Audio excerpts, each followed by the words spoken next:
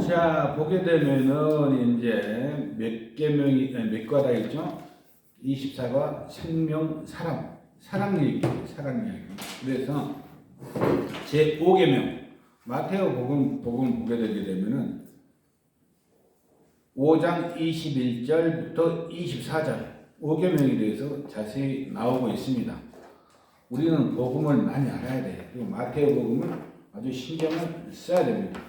여기서 보게 되면 사람을 죽이지 말라는 얘기예요. 사람 죽이면 돼요, 안 돼요? 사람 죽이면 안 되죠. 우리가 다 알아. 그런데 이것은 기본적인 것이야. 기본적인 거. 사람을 죽이지 마라. 사람 죽이면 안 된다. 이건 아는 거예요. 근데 꼭 사람만 지칭할까? 꼭 사람만 지칭할까? 꼭 사람만 지칭하는 것은 아니라는 얘기죠.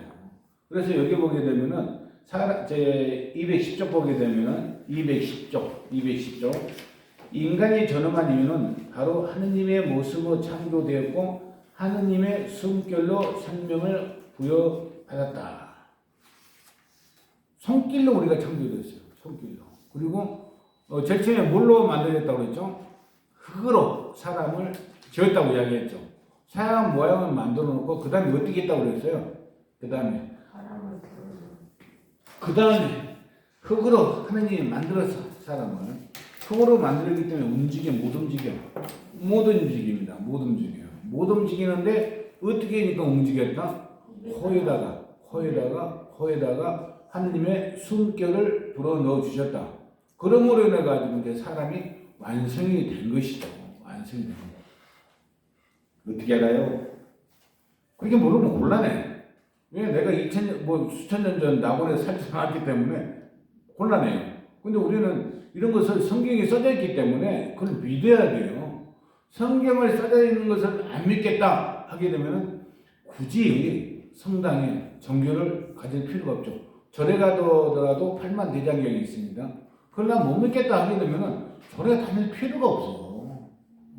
성경도 마찬가지입니다. 그리고 우리 가톨릭의 성경은 어떤 성경이다? 특별한 성경이다.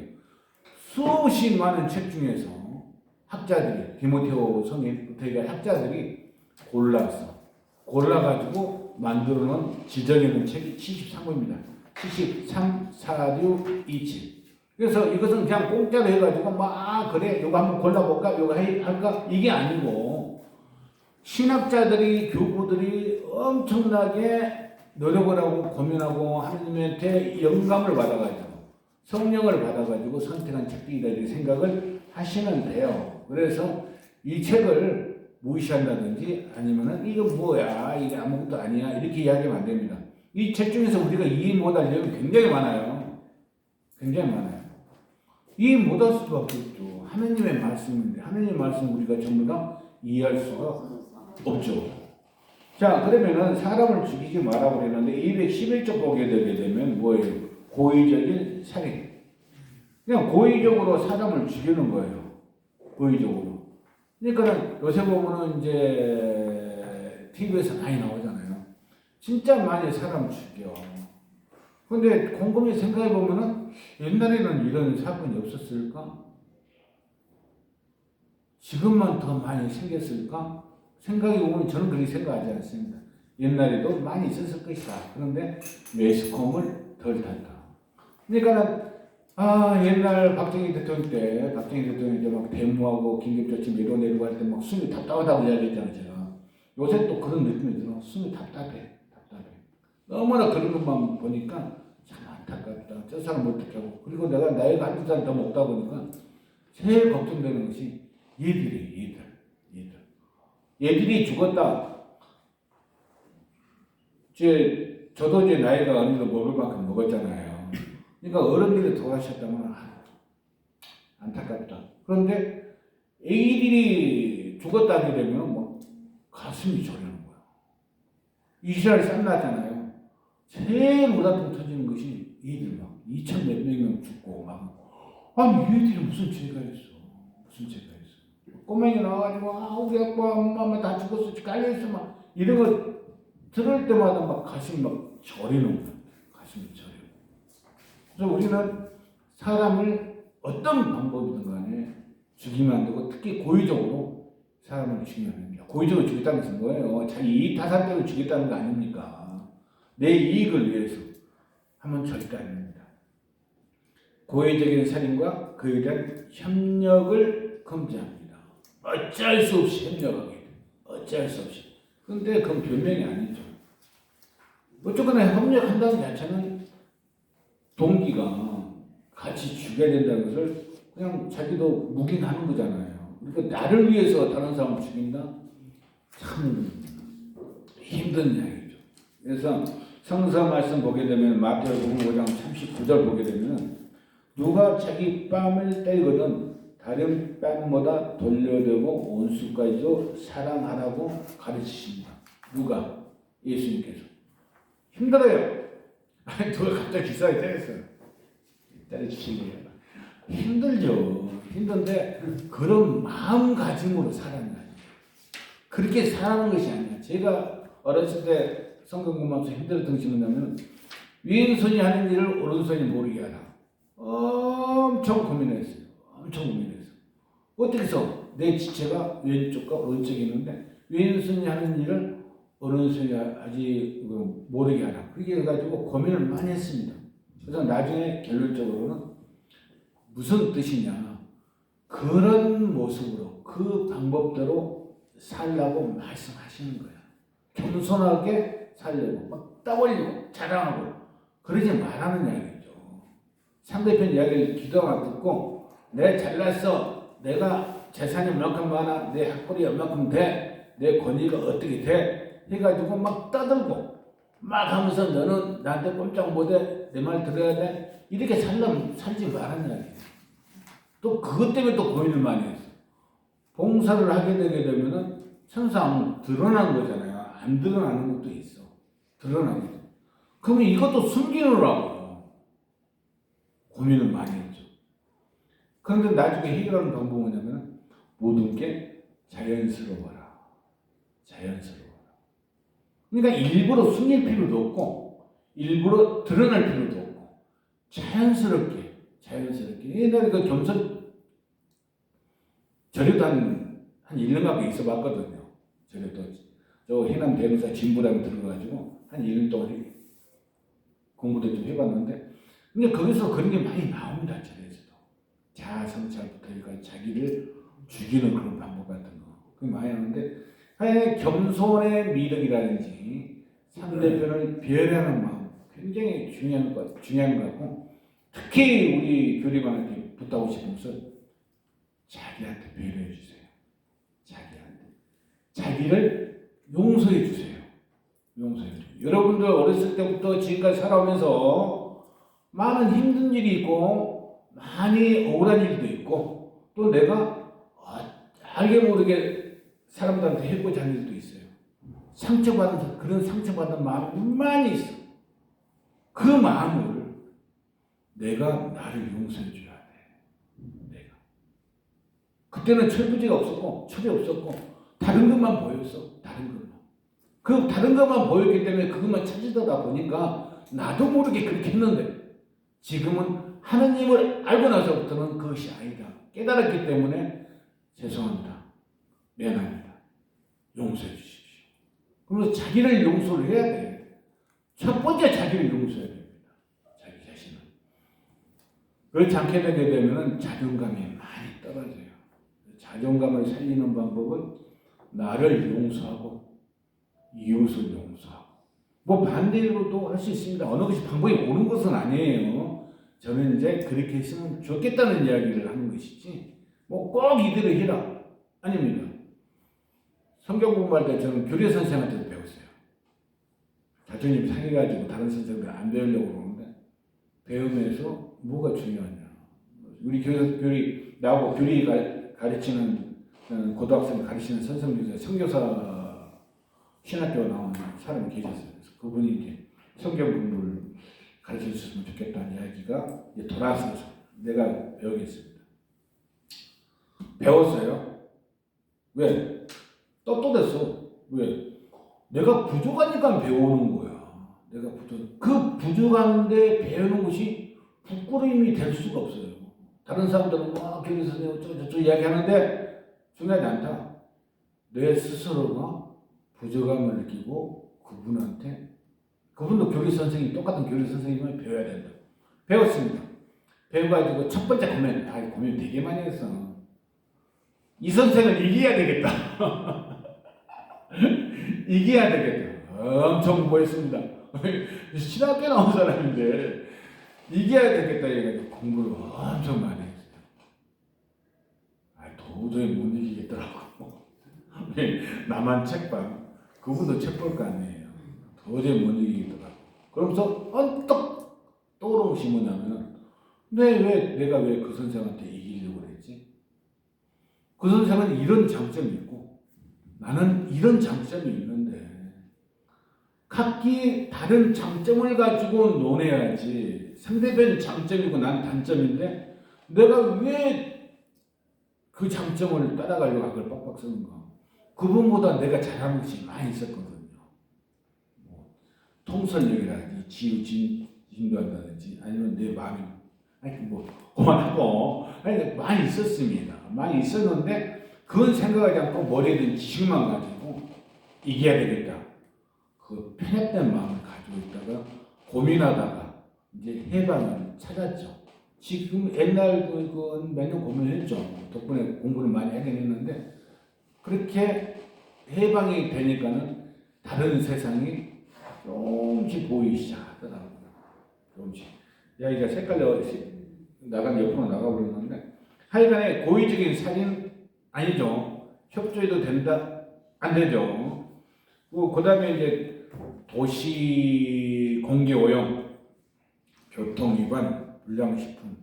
불량식품 문제가 많습니다. 내가 아는 사람도 옛날 한 7년 전인가 몇 년 전에 그 만두, 쓰레기 만두 이렇게 해가지고 한강에 뛰어들어서 죽었어요. 돌아가셨어요.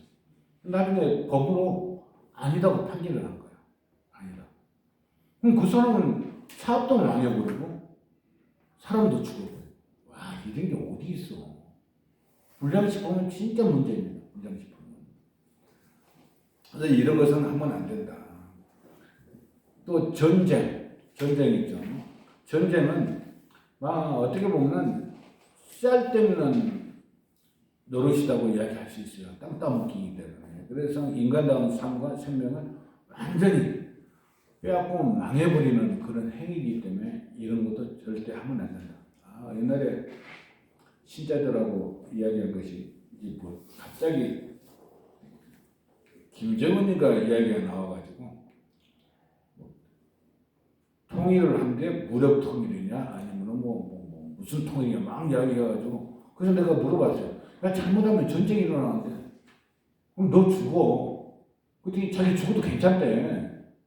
그래? 막상 닥치게 되면 안 될 텐데. 그런 이야기 했거든요. 그러니까 전쟁 피해에 대해서 우리는 잘 몰라요. 어르신은 아실 거야. 유교를 겪어보신 분은 유교 안 겪어봤죠? 안 겪어봤어요. 나도 안 겪어봤어. 안 겪어봤어?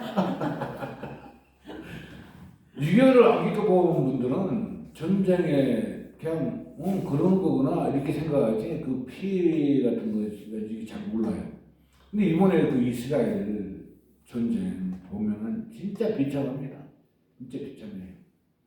그냥 나라가 없어지는 것도 중요하지, 있는 것도 중요하지만은 나라가 있으면 뭐해? 국민을 지키고 사람을 살게끔 만들어 줘야 되는 것이지. 네타니아 그분도 독하고 또 팔레스타인 독하고 그건 이제 역사적으로 따지고 들어가면 1시간 강의 이상 됩니다. 역사적으로 따지고 들어가게 되면 그건 안 하겠고 어쨌거나 전쟁은 비참하고 전쟁이라면 안 된다. 특히 우리나라는 전쟁이라면 절대 안 된다. 왜? 원자력 발전소가 너무 많아. 그 하나만 터지면은 도시 몇 개가 날라가. 원자력 발전소 24개가 30몇 개가 있다는데 그 터지면 진짜 큰일 납니다. 큰일 나요. 일본어 하나 터져가지고 지금 2개 터져가 3개 터져가 모르겠는데 뭐죠? 쓰나미 와가지고 해가지고 했는데 지금은 아니잖아요. 그리고 물을 이렇게 내보낸다고 그러는데 그 물 내보내는 것도 지금 안전하다고 그러면서도 지금 말씀이 계속 일어나고 있어요. 자기 그 직원들 막 피폭돼가지고 막 그러잖아요. 그러니까 매스컴이 그런 것을 많이 이렇게 해줘야 할 텐데 그런 거 안 해주니까 사람들은 모르고 그냥 넘어가고 그러는데 참 문제가 됩니다.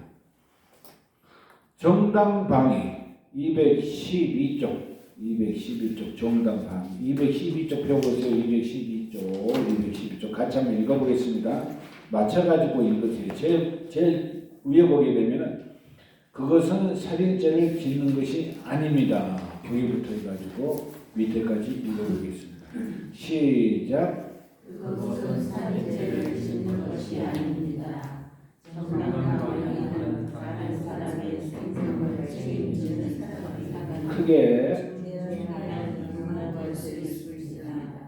이러한 까닭에 공권력을 가진 사람들은 시위 공동체를 지는 자격자를 경찰을 지는 무력을 사용할 수 있습니다. 그러나 정당방위는 필요 이상의 무력을 사용해서 안 됩니다. 우리나라에서 정당방위는 제가 볼 때는 좀 문제가 있습니다. 문제가 있어요. 개인적으로 이제 시비가 일어나잖아요. 그러면은 맞은 만큼만 때려야 돼. 맞은 만큼만. 근데 다툼이 일어나다 보게 되면 어떻게 맞은 만큼만 때릴 수 있어요. 운동을 잘하는 사람들은 막 더 때릴 수 있잖아요. 그러면 그 정당방위가 안 돼버리는 거야. 안 되고. 그래가지고 이 제일 치면 많이 맞은 사람이 나중에 성질 나가지고 때렸는데 이건 때린 사람이 나중에 맞고 때린 사람이 더 큰 피해를 봐요. 옛날에 그 조선일보인가 동아일보인가에서 나왔는데 어떤 남자가 갑자기 여자한테 키스를 했어. 그러니까 여자가 급해가지고 혈압을 깨물어 버린 거야. 혀가 반쪽인가 나갔어요. 반쪽인가. 근데 법원 판결은 뭐냐면 그 남자도 벌 받고, 근데 그 여자는 벌을 더 크게 받았어. 정당방위의 개념이 넘어갔다. 우리나라는 참 이게 문제예요. 우리나라. 누가 도와줄 수도 없어. 예를 들어가지고 학생이 이제 다툼이 일어났잖아요. 다툼이 일어났어. 일어나게 되면 한 놈이 많이 다치고 있어. 다치고 있는데 도와주다 어떻게 주먹질 하게 되게 되면 이제 정당방위 개념이 다른 쪽으로 흘러가 버리는 거야. 폭력적인 행사가 있다고 해가지고 돼버리는 거야. 그러니까 우리나라 지금 인심이 사나워지는 것이 그걸 너무나 세게 정당 그 방위 개념을 세게가 약하게 만들었기 때문에 도와주고 싶어도 도와줄 수가 없다는 거. 잘못하게 되면은 내가 덤태기를 씌면 돼. 그래서 뭐 TV 보게 되면은 뭐 불이떡지 뭐 어쩌고 저쩌고 이야기하고 있는데 나는 그게 우리나라 사람들 자존감을 낮추게 만드는 일이라고 생각을 해요. 하고는 싶은데 할 수 없게 만드는 것이 우리나라 정당방위의 법이다. 그리고 또 공권력은 너무 세. 저쪽 상계인가 뭐 철거민 해가지고 뭐 불난적 있고 뭐 막루에서 막 이렇게 데모하다가 불난적 있어요. 6명인가 몇 명인가 화염 피해가 죽었는데 경찰들 진압이 강압적으로 안 했으면 그 안에 그 신나 같은 게 많이 있었거든요. 그러면은 강압적으로 안 했으면은 불이 안 날 수도 있다. 그 진압을 경찰이 진압할 때 어떤 대장 뭐 무슨 대장인지 모르겠는데 그 대장은 진압하면 안 된다고 이야기를 했어요. 또 어떤 대장은 진압을 하라고 이야기를 했고, 그리고 나중에 결과적으로는 불러가지고 시위대사도 몇 명 죽고 경찰도 내가 알기로 2명이가 죽었어요. 그럼 경찰 2명 그 사람 무슨 죄야? 그 사람은 명령도 했다가 나중에 죽어버리는 거야. 그럼 그 부모는 어떡하라고? 그러니까 공권력이 너무 세버리게 되게 되면 경찰 국가가 되는 거예요. 그 경찰 국가 대표적인 나라가 싱가포르예요. 싱가포르는 7만 배제도 30만 원이니까 확실한 건 잘 모릅니다. 30만 원이니까 벌금. 뭐가 조금만 하기는 벌금이 엄청 세요. 경찰비가 엄청 많아요. 그리고 경찰 공무원 중에서 아니면은 뭐 이렇게 일반 직장 중에서 경찰 월급이 제일 많대요. 경찰 들어가기를 소원하는 사람도 많다고 그러더라고요.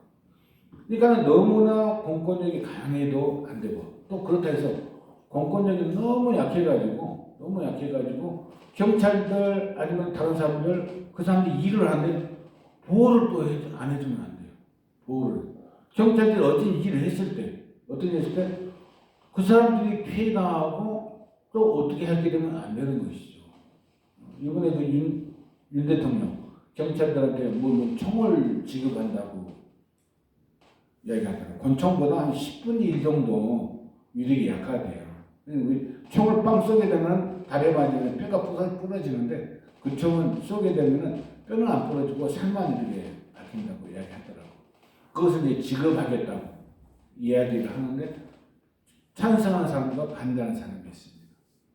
찬성하는 사람은 그렇게 해야 된다 이야기하고 반대하는 사람은 함부로 쏠 거 아니냐 그렇게 이야기하는 사람도 있고 저도 잘 모르겠어요. 먼저 번에 미국에서 살다 온 동생이 있는데 그 친구 이야기 들어보게 되면 경찰이 이제 그 고속도로에 어떤 차가 가다가 신호위반이 뭐냐 법을 걸렸잖아요. 그러면 경찰이 딱 가게 되게 되면 먼저 손을 딱 올려야 된대. 손을 올려야지만 내가 무기가 없다는 것이 되는 거예요. 그 나라는 무기를 다 가지고 있잖아요. 그리고 경찰이 불러서 이게 총 이렇게 잡고 세운대요. 면허증 제출하고. 그리고 나오라고 하게 되면은 무조건 손을 차 위에다 양쪽에 딱 짚어야 된대. 그건 굉장히 상막이에요. 몇 개월 전이죠. 우리나라에서 그런 일은 벌어졌죠. 경찰이 어떤 남자분한테 나오라고 해가지고 힘을 들고 있으니까 총 딱 꺼내니까 엎드리니까 바짝 딱 엎드리는 거야. 뭐 그런 것은 흉기 위협하고 그럴 때는 진짜 좀 강하게 제압을 해야지만이 주위 사람들의 안전을 지킬 수가 있습니다. 뭐 괜찮다고 생각이 되는데 이게 교육이 굉장히 많이 필요할 거라고 생각이 됩니다. 정당방위라는 것이 코에 걸면 코걸이, 귀에 걸면 귀걸이가 되면 절대 안 됩니다. 법을 정해가지고 된다 안 된다 이렇게 만들어줘야 돼요. 그렇지 않게 되게 되면 많은 사람들이 이제 문제가 되죠. 사형제도.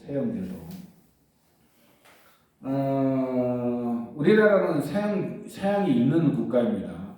국가인데 김대중 대통령 때부터 이제 사형을 안 시켰어요. 지금은 시키냐 안 시키냐 이야기가 많이 있습니다. 저는 사형제도는 반대 입장이에요. 박정희 대통령 때 법의 심판을 받자마자 죽은 사람이 굉장히 많아요. 그러니까는 그냥 군사법원에 들어가지고 이 사람이 사형해버리게 되면 2심, 3심 넘어가야 돼요. 군사는 2심밖에 없다고 그러더라고. 그럼 넘어가야 될 거 아니에요. 넘어가지 않고 그냥 일주일 만에 죽여버리는 거예요. 그리고 무죄 받은 사람이 있어요. 지금 50년 만에 무죄 받았다 그런 사람들이 있습니다. 그런 거 보게 되면 그 사람 50년 만에 무죄 받았는데 어떡하지 않은 거예요. 사람이 없는데. 그게 무슨 의미가 있냐. 그래서 사형제도는 진짜 어떻게 보게 되면 좋지 않은 방법입니다. 어떤 사람도 그래요. 그 악질 같은 사람 살려둬가지고 그냥 세금으로 반면이 주고 입혀주고 잠재워주고 뭐 그럴 필요 있느냐 이렇게 이야기를 하는 사람도 있습니다. 뭐 다 비슷한데 저는 국제적으로 보게 되면은 사형을 시켜가지고 범죄가 줄어들었다 그런 건 없대요. 그런 것은 없고 대신에 사형 제도가 생김으로 인해 가지고 범행이 더 흉악해졌다. 이왕에 죽을 거 너 죽이고 죽겠다. 막 이런 식으로 된다는 이야기를 들었습니다. 확실한 건 저는 잘 몰라요. 그래서 이 사형 제도는 문제가 그런 문제에서 문제가 있다. 오심에 의한 거. 하여간에 지금은 뭐 그렇게 사형 제도를 실현하기는 굉장히 힘들 거예요. 그래서 대통령도 그럴 것 같아요. 대통령이 사인을 해야 되거든요.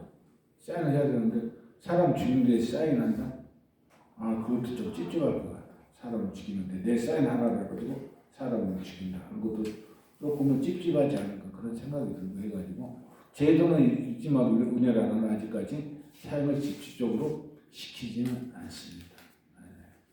뭐 예를 들어가지고 영국 같은 데서는 사람을 너무 많이 죽여가지고 가장 편하게 죽이는 방법, 덜 고통받아서 죽이는 방법 뭐가 있죠? 단두대를 만들었어요. 그 누가 어떤 이름 모르겠는데 의사가 만들었어. 결론적으로 그 의사도 단두대에서 죽었어요. 자기가 만든 단두대에서. 그러니까 사람 목숨을 함부로 해한다. 이건 진짜 주의해야 됩니다. 그리고 많은 고민을 해야 돼요. 그렇지 않게 되게 되면 문제가 될 수가 있다. 그 다음에 낙태. 천주교에서는 낙태 이걸 굉장히 금시하고 있습니다. 금시. 인간의 생명은 임시된 순간부터 시작되기 때문에 태아도 여러 사람과 같이 보호를 받아야 된다. 우리나라는 인본주의 국가라고 생각할 수가 있습니다. 인본주의. 유교가 그런가? 지금은 갑자기 이제 윤석열 대통령이 와가지고 이제 모든 나이는 만으로 이렇게 하고 있잖아요. 만으로. 뭐 일괄적으로 그렇게 하는 것도 저는 괜찮다고 생각을 합니다. 괜찮다고 생각을 해요. 만으로 하는 거. 그런데 옛날에는 본 나이가 있고 만 나이가 있었어요. 두 기가 있었어. 그러니까 이제 섞어서 썼죠. 섞어서 썼는데 거기에 대한 이제 혼란도 좀 있긴 있습니다. 제가 하고 싶은 이야기는 뭐냐면은 임신한 순간부터 생명이라고 인정을 해야 된다. 확실한 제가 그 임신 관계를 잘 모르니까 뭐 3주가 몇 주부터는 이제 생명체가 탄생됐다고 이야기를 한다고 그러더라고요. 그러니까 태가 존재를 하는 거예요.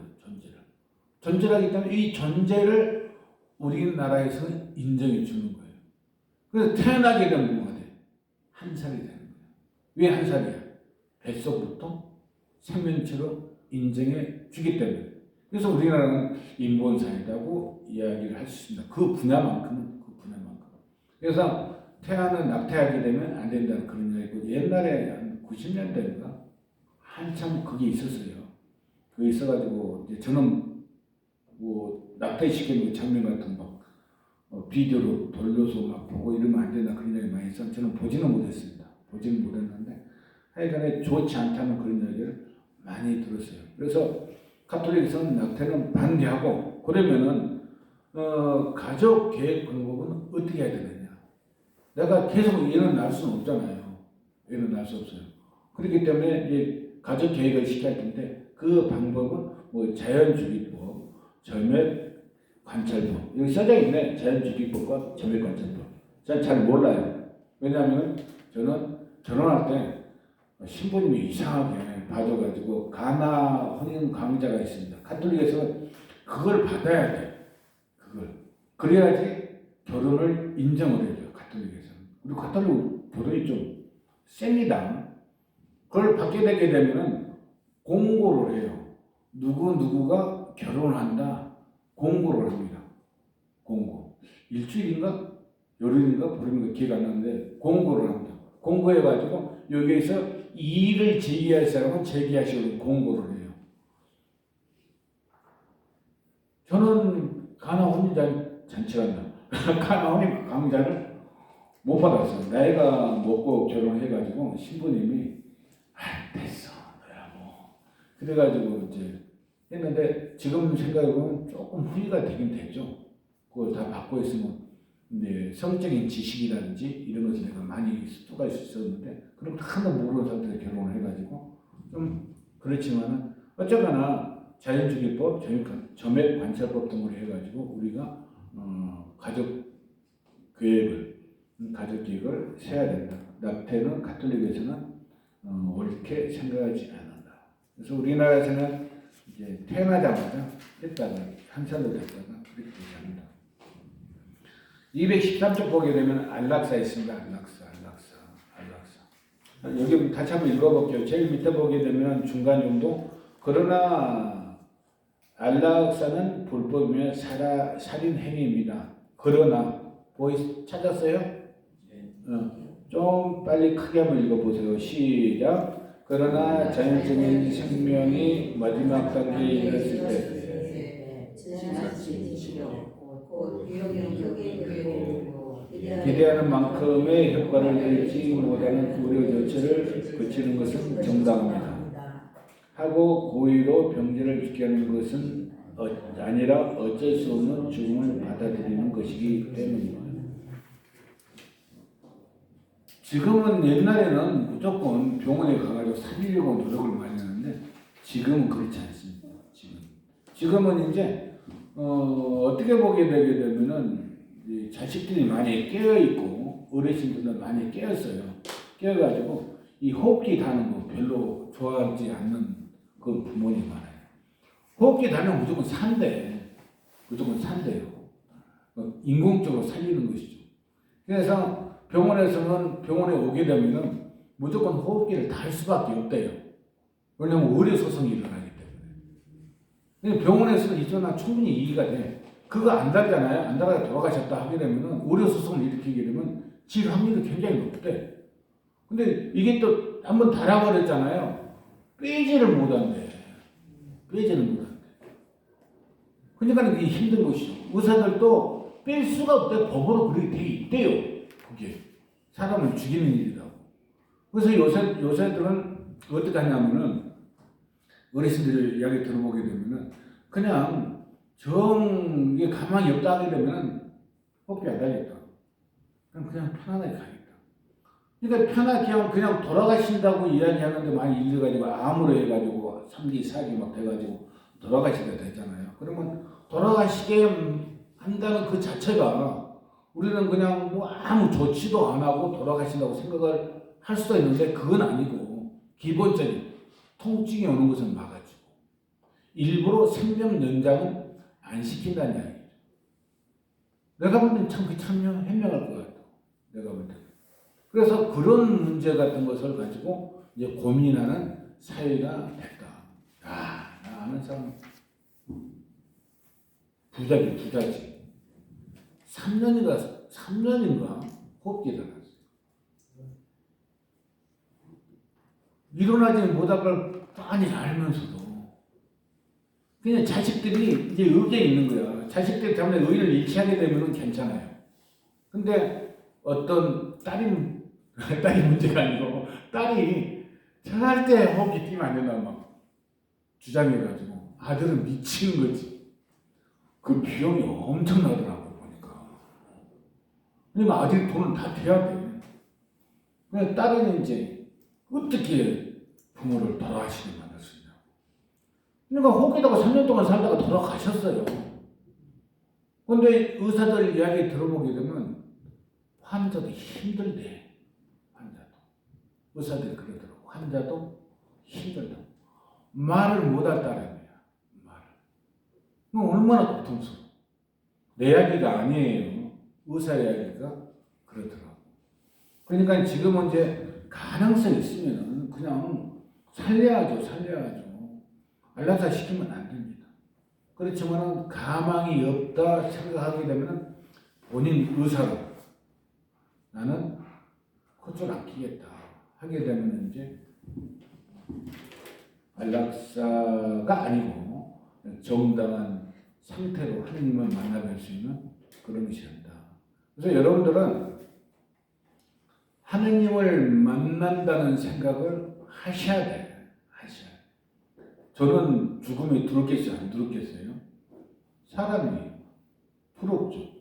근데 저는 뭔 생각을 많이 하냐면 하느님을 만난다는 생각은 너무나 먼 일이에요. 아직까지 내 신앙이 많이 부족합니다.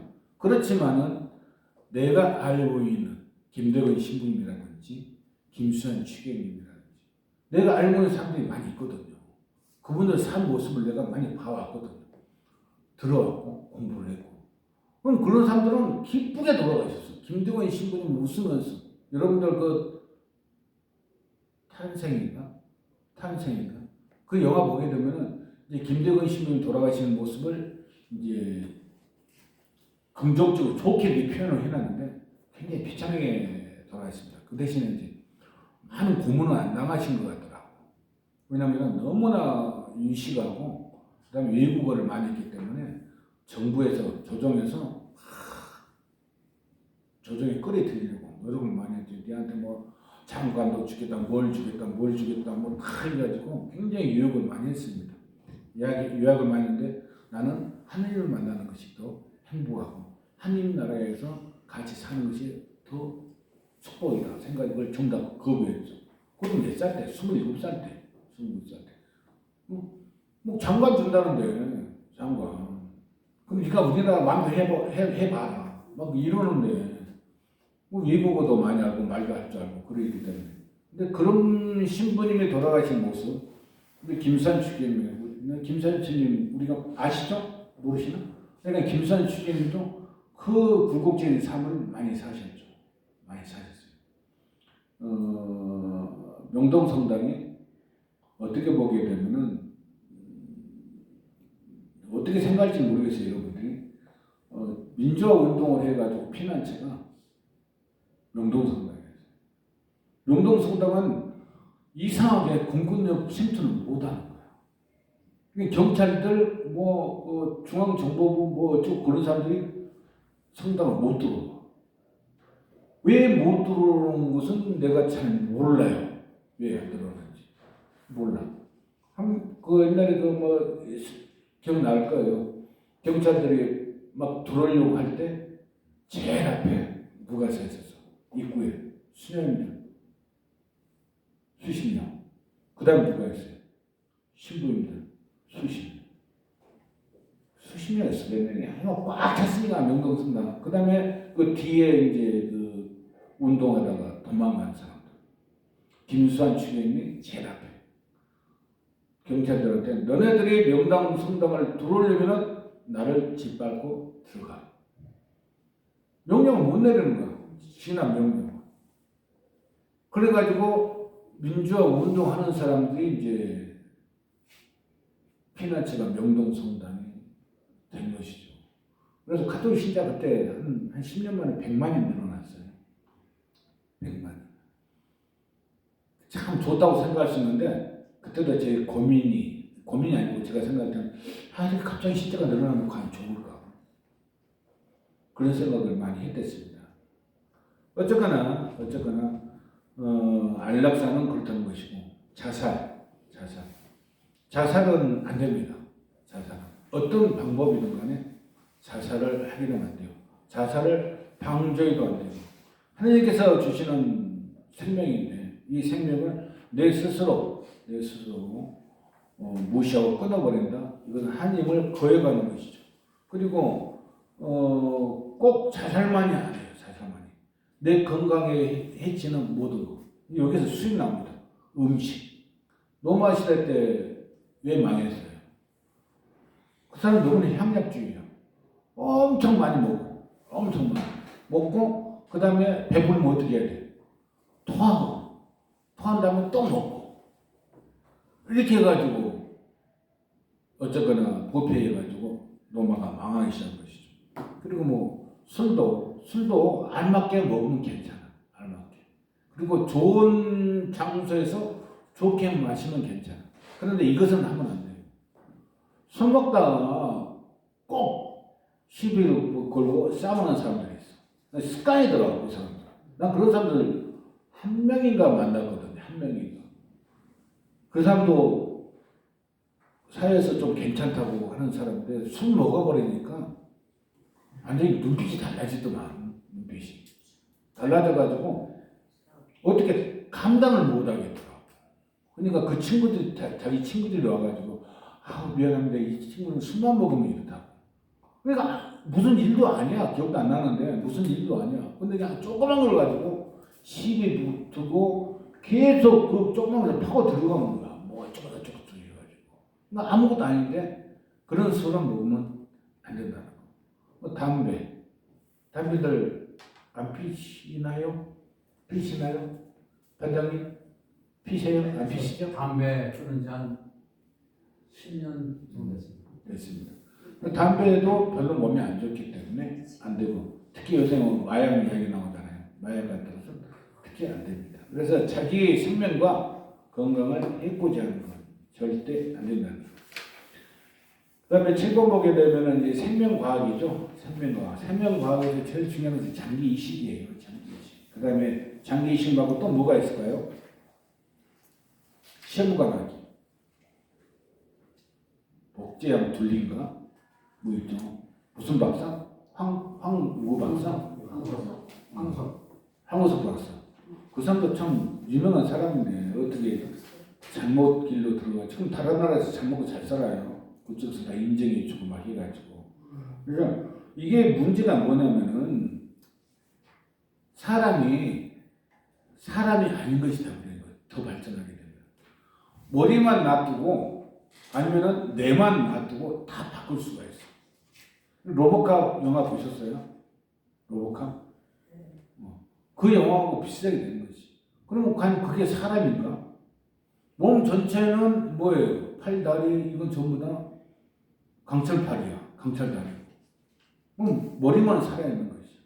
근데 이것이 과연 그렇게 해가지고 생명을 연장시키는 옳은 방법인가? 이게 문제입니다.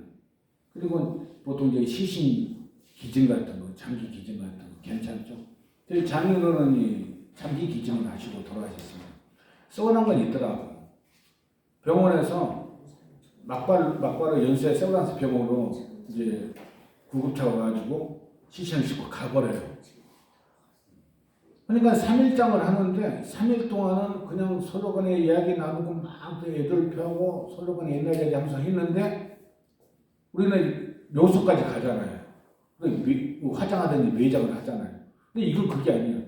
그냥 세브란스 병원에 와가지고 시신 가지고 가버리기 때문에 끝난 건가? 막 이런 식이 돼버리는 거야. 다행히 이제 그 처남이 목사이기 때문에 막 기도하고 같이 해가지고 조금 마음의 위안을 받긴 받았는데 뭐 그런 것은 좀 있더라. 근데 대단하신 분이에요. 장인모님도 시신 기증을 하셨어요.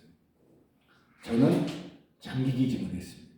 80년대인가 90년대. 그러면 그러시면 공부하시면은 그 장례는 그냥 뭐 이런 묘 이런 게 아무것도 없네요. 아니에요. 가시게 되게 되면은 2년인가 있다가 화장을 물어봐요. 화장을 할까요? 아니면 그대로 올까요? 그럼 화장을 하게 되면 그쪽에서 화장을 하면 화장을 해가지고 다시 보내줘요. 보내주게 되면 그걸 가지고 이제 우리는 수목장을 했습니다. 수목장. 그리고 매장을 하고 싶다면 시신을 보내주라고 하게 되면은 다시 다 꼬매가지고 어떻게 했는지 모르겠는데 그러니까 다시 보내줘요. 그래서 우리는 굳이 화장을 해가지고. 그건 이중으로 해야 되는 거 아닌가요? 만약에 그 장례 치르고? 아니 우리가 보통 매장할 때 또 도에 들어간 비용이 있잖아요. 이 비용은 이제 안 들어가게 되는 것이죠. 그 대신에 오게 되게 되면 이제 2년 후에 그때는 이제 비용 좀 들어가게 되는 것이죠. 근데 간단해요. 그래서 간단하고 그리고 저는 시신 기증했는데 90년대가 80년대 있습니다. 면허증에 나와 있어요. 시신 기증. 제가 사고가 당했다. 그러면 이제 면허증 딱 보고 이 사람은 장기 기증, 시신 기증이 아니고 장기 기증한 사람이구나. 그래서 장기 적출해가지고 이제 다른 사람 준다든지 아니면 실험실을 간다든지 그렇게 할 수 있는 거 그렇게 하고 있습니다. 그래서 그런 것들은 해도 괜찮다 생각을 하고 있습니다. 그 다음에 이제 시간이 다 되어가지고 악한 표현과 그 다음에 온갖 형태의 폭력은 무조건 안 됩니다. 폭력은 무슨 폭력이든 간에 안 돼요. 무슨 폭력이 있을까요? 마을간 폭력도 있습니다. 마을간 폭력도 안 돼요. 어떻게 보게 되게 되면은 두드러 맞아버리게 되면은 요즘 또 때려도 죽기까지 때려버리게.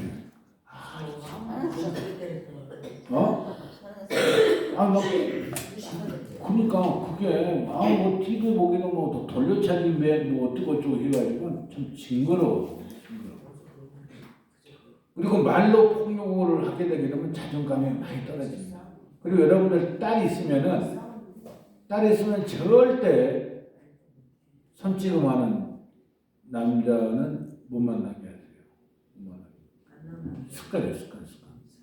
우리 아는 형님이 있는데 자기 딸이 참 둘이 참 좋아했어요. 그러니까 이 형님은 습관이 뭐냐면은 데려와가지고 술 먹여요. 양쪽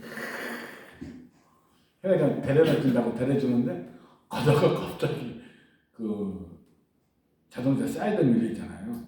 저거 할 때는 안 되고 있어. 그래가지고 그 형님 보고 야 안 된다. 그래 갈라졌어요. 어떻게 보면 너무 정들기 전에 좀 아는 것도 괜찮은 것 같아요. 너무 정들어 버리게 되면 그렇지. 참 갈라지기 힘들다. 이 여자들도 이게 잘못하게 되면은 뭐라고 이야기하더라? 나를 사랑하기 때문에 때린다고 이야기하는 거야. 내 잘못을 고쳐주기 위해서 때린다. 그렇게 생각이 버리게 되면 뭐라고요? 세뇌다. 진짜 문제. 진짜 문제. 그 여자는 자존감이 막 없어진 거야. 제발 여러분들 따님들이 있다면 결혼 다 시켰겠구나. 못하게 하세요. 못하게. 이제 다른 것에 내가 그냥 참겠는데 남자가 여자 이런 건 못 참겠어. 그거 진짜 곤란합니다. 난 폭력을 거 안 해봤어. 거 안 해봤다는 것이 무슨 뜻이냐면 옛날 이야기했을 걸 딸들이 2살인가 3살 때 한번 딸이 때려왔다고. 딸이 때려왔는데 죽는 줄 알았어. 가슴이 아파가지고 때려놓고 울었다니까. 내가 울었어. 딸도 울고 나도 울고 그래가지고 선언을 했어. 앞으로는 절대 안 때려. 초등학교 저학년 때인데 지금까지 때려본 적이 없어요. 너무 아프더라고. 얘는 맞아서 육체적으로 아프지만 나는 가슴이 너무 아파가지고 죽는 줄 알았어. 아우 지금 생각해봐도 소름이 끼쳐. 소름. 아까 표현 같은 거 거짓 증인하지 마. 제 8계명입니다. 거짓 증인 무슨 말인지 아시죠? 우리나라 속담에 뭐가 있어요? 세체가 사람 잡는다. 모함시키는 거잖아요. 모함시키는. 그래서 재판에서 거짓 증인, 거짓말, 악담, 비방 재밌어. 악담하고 비방하는 거 재밌어. 알아요. 흉보는 거 엄청 재밌어. 엄청 재밌어. 난 그것 때문에도 고민을 한 적이 있지 않습니까? 이제 살다 보게 되게 되고 가정 얘기 아니고 성당에서 같이 생활하다 보면 흉이 나와. 이렇게 흉이 나오는데 이걸 내가 그대로 믿고 그걸 이제 흉보면 안다고 이야기하니까 뭐 원칙주의자니 뭐니 어쩐지 해가지고 왕따 당할 뻔했잖아요. 근데 재밌긴 재밌더라고. 그래서 요새는 이제 들어주죠. 같이 흉보는 것이 아니고 같이 웃어줘. 그래. 같이 흉보지는 않고 재밌긴 재밌대. 재밌긴 재밌어. 근데 그것도 곤란합니다. 그래서 잠언 10장 20장 보게 되면 17장 20절 보기에는 마음이 빈랑한 자는 행복을 얻을 수 없고 혀가 비틀린 자는 불행 속에서 진실이 통하는 사이가 천국이다. 그 다음에 잠언 6장 16절부터 19절 보게 되면 6가지를 주님이 미워하시고 7가지를 역겨워하신다. 그 역겨한 7가지는 뭐냐면 거만한 눈과 거짓말을 하는 혀, 무고한 피를 흘리는 손, 간악한 계획을 세우는 마음, 악한 일을 하려고 서둘러 달려가는 두 발, 거짓말을 퍼뜨리는 거짓 증언, 형제들 사이에 싸움을 일으키는 사람, 특히 식품 사기꾼 이렇게 이야기를 하고 있습니다. 이것이 이제 식품 사기꾼은 안 들어가요. 신부님이 그렇게 이야기하더라고. 참 중요하다고. 7가지를 역겨워하신다.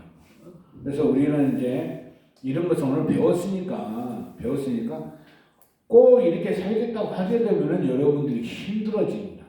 그런데 머릿속에서 놓치지는 말아야 돼. 놓치지는.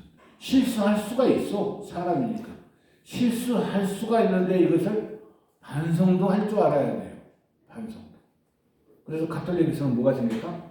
고백성사가 생겼다 생각할 수 있습니다. 시간이 늦어졌네. 마친 기도 영광송 마치고 끝내겠습니다. 성부와 성자와 성령의 이름으로 아멘. 영광이 성부와 성자와 성령께 전과 같이 이제와 항상 영원히 아멘. 성부와 성자와 성령의 이름으로